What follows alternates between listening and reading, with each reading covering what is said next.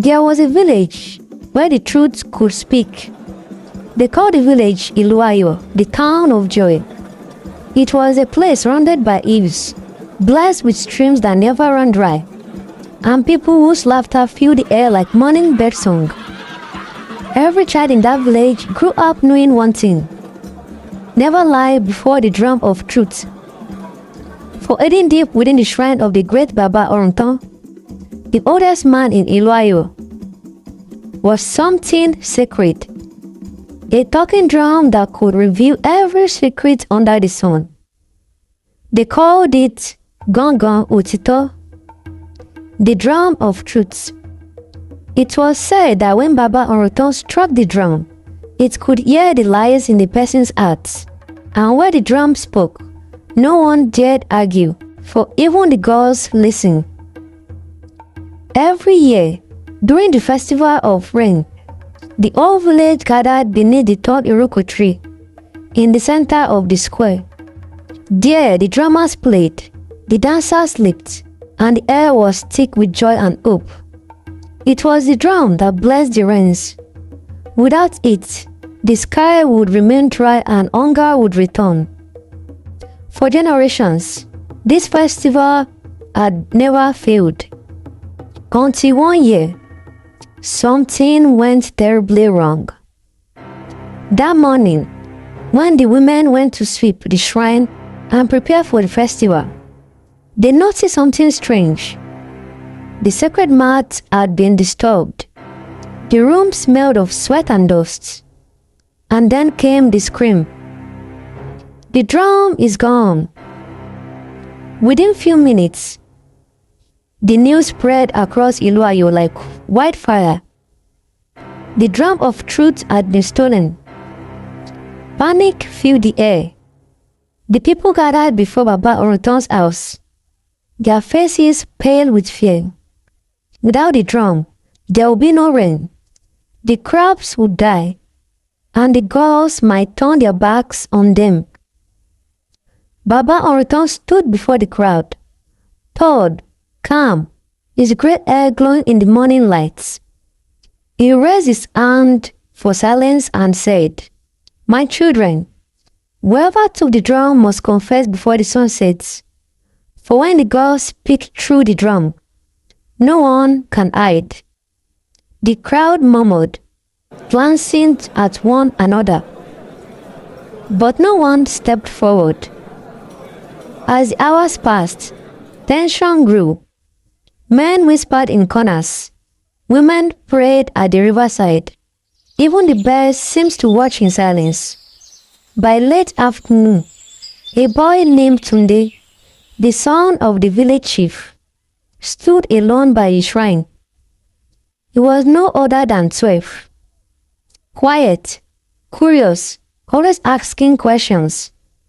He had not spoken all day, but when the sun began to sink, painting the sky red and gold, Tunde took a deep breath and walked towards Baba Oruntan.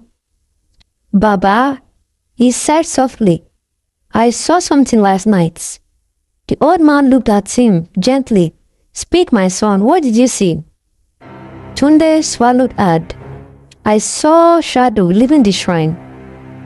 It carried something long and wrapped in clothes. I followed it, and it went towards the chief's compound." The crowd gasped. The chief's eyes widened. "What nonsense is this?" he shouted. "You accuse your own father?" Tunde's lips trembled, but he nodded.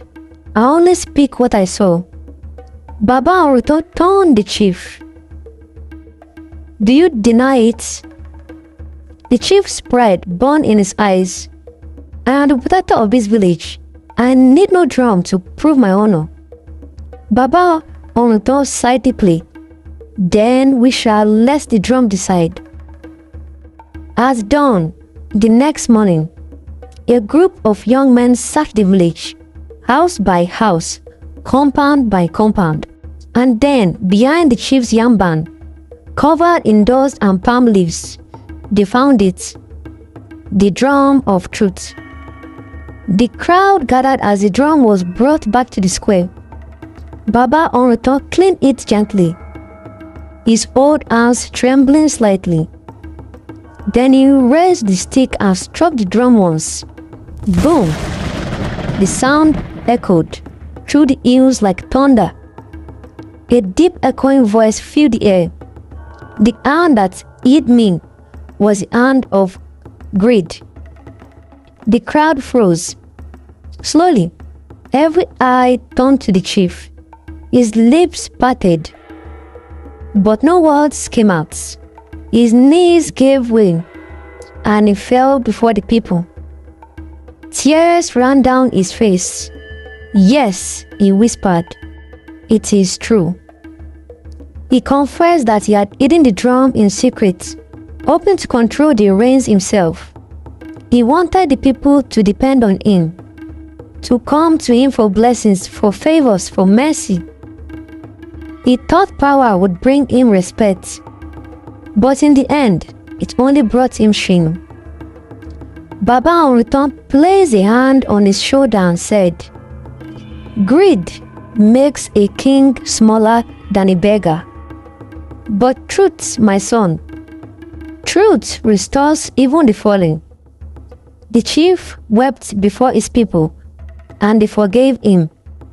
But from that day, Baba Onruto made a new decree that the festival of rain would no longer be led by elders, but by the youth. He said, "Truth belongs to the brave, not the powerful." The festival that year was unlike any other. The sky was dark with clouds. The drummers played until their palms burned. Tunde, the boy who dared to speak, was asked to strike the drum himself. He lifted the stick with shaking hands, and when he struck it, boom, the heavens opened. Rain poured from the sky, washing away dust, shame, and every lie that had clung to the hearts of the people. The villagers danced and sang under the downpour. Children splashed in puddles. Women raised their hands to the sky in joy. And from that moment on, Tunde was known across the land as the boy who brought the rain. Many years later, when Tunde Onruto had gone to join the ancestors, and Tunde had grown into a wise man, the people of Ilu Ayo built a new shrine inside it. They placed the drum of truth not as a weapon of fear, but as a reminder. The reminder that lies may hide for a while, but the truth will always find its voice. And when the rain falls over Ilu Ayo, even to this day, the elders say softly, "Truth is like the rain. It may be delayed, but it always falls."